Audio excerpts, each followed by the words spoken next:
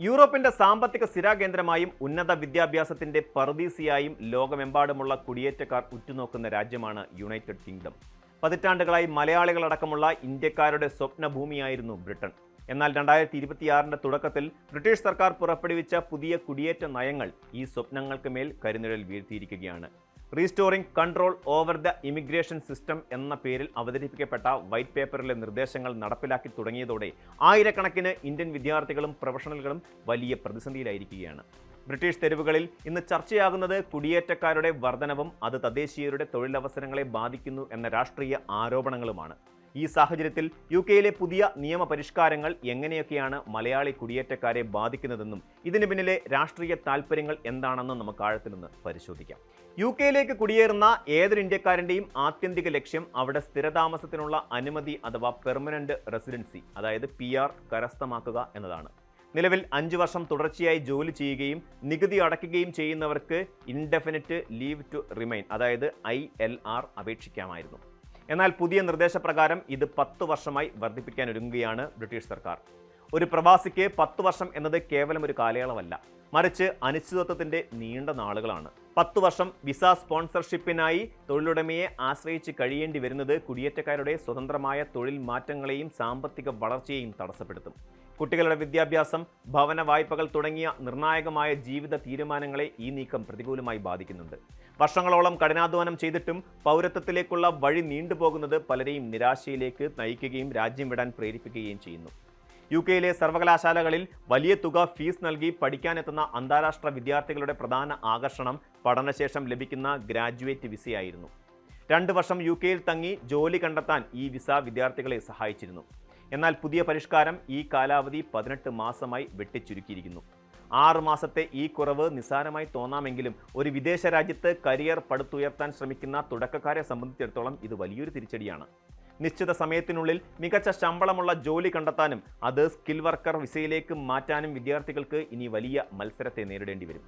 കടം വാങ്ങിയും bank loan എടുത്തും പഠിക്കാനെത്തിയ മലയാളി വിദ്യാർത്ഥികൾക്ക് ഈ കുറഞ്ഞ കാലയളവിനുള്ളിൽ ബാധ്യതകൾ തീർക്കാൻ സാധിക്കുമോ എന്ന ആശങ്ക ശക്തവുമാണ്.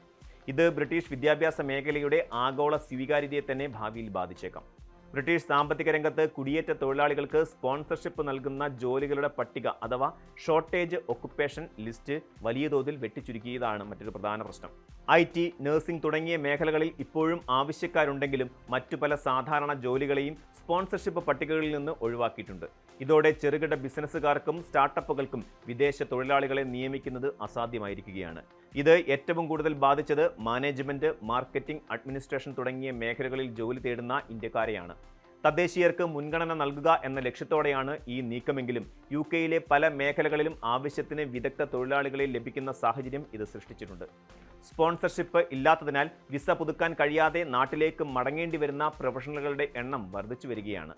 UK-യിലെ പുതിയ നിയമപരിഷ്കാരങ്ങൾക്ക് പിന്നിൽ വ്യക്തമായ രാഷ്ട്രീയ ലക്ഷ്യങ്ങളുണ്ടെന്നത് പരസ്യമായ രഹസ്യമാണ്. പ്രധാനമന്ത്രി കീർ സ്റ്റാർമറുടെ നേതൃത്വത്തിലുള്ള ലേബർ പാർട്ടി അടുത്തിടെ നടന്ന പ്രാദേശിക തെരഞ്ഞെടുപ്പുകളിൽ കനത്ത തിരിച്ചടി നേരിട്ടിരുന്നു.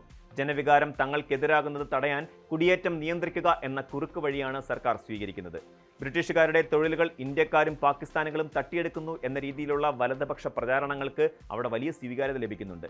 ഗ്രേറ്റ് യാർമൌത്തിൽ നിന്നുള്ള സ്വതന്ത്ര MP-ആയ റൂബർട്ട് ലോവിനെ പോലെയുള്ളവർ പരസ്യമായി കുടിയേറ്റക്കാർക്കെതിരെ രംഗത്ത് വന്നത് ഈ വംശീയമായ ചേരിതിരിവിന് ആക്കം കൂട്ടി. സ്വന്തം വോട്ട് ബാങ്ക് സുരക്ഷിതമാക്കാൻ കുടിയേറ്റക്കാരെ ബലിയാടാക്കുന്ന സമീപനമാണ് നിലവിൽ ബ്രിട്ടീഷ് ഭരണകൂടം സ്വീകരിക്കുന്നത്.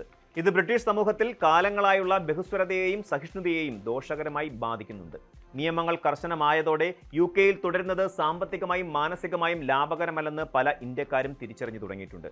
താമസ സൗകര്യങ്ങൾക്കുള്ള ഉയർന്ന വാടകയും ജീവിത ചെലവ് വർധനവും ഇതിനോടൊപ്പം ചേരുമ്പോൾ പ്രവാസ ജീവിതം ദുസ്സഹമാകുകയാണ്. നാട്ടിൽ നിന്ന് വലിയ പ്രതീക്ഷകളുമായി പോയ പല കുടുംബങ്ങളും ഇപ്പോൾ മടക്കയാത്രയ്ക്കുള്ള തയ്യാറെടുപ്പിലാണ്. ഇത് UK-യുടെ സമ്പദ് വ്യവസ്ഥയെയും പ്രതികൂലമായി ബാധിക്കാൻ സാധ്യതയുണ്ട്.